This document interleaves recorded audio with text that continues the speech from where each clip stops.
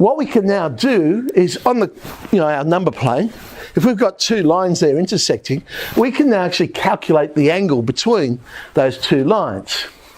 So there's my number plane. There's one line. Let's call it L1. And it makes an angle on the positive side of theta 1.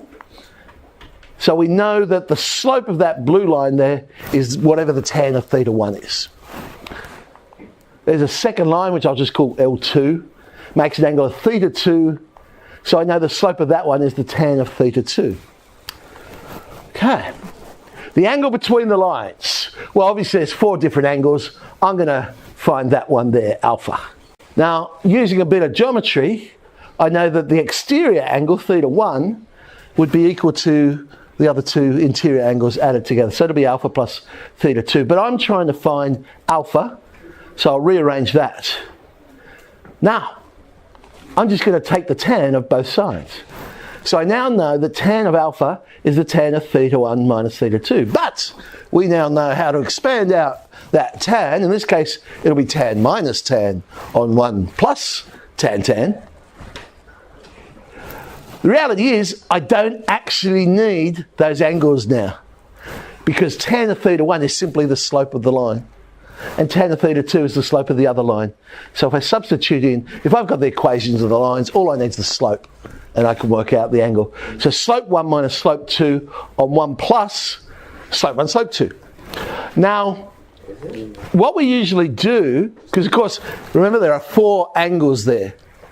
If you think about it logically, unless they're perpendicular to each other, which you would recognise with the slopes being the negative inverse anyway, if they're not perpendicular, one of those angles must be acute and one of those angles must be obtuse, because they've got to add up to 180. So what we usually say with this formula is, well, let's assume we're finding the acute angle and we just whack absolute values around that to make sure it's positive.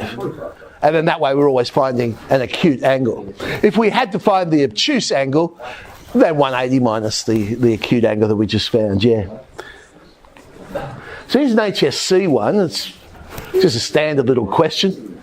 There's the 2 lines. Simply, okay, go and find the acute angle between these 2 lines.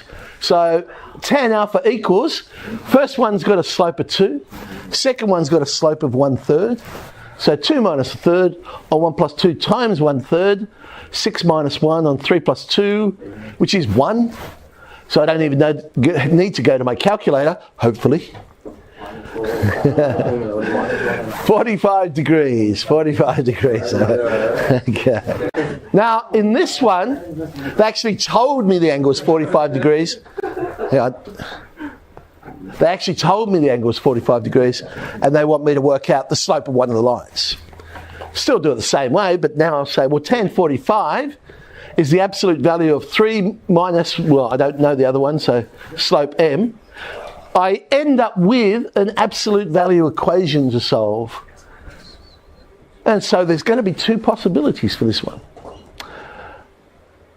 On the left-hand side, I end up with a slope of 1/2. And the right one gives me a possibility of -2. But there's our 2 possibilities. So that's just an application, if you like, of our expansion of the trig.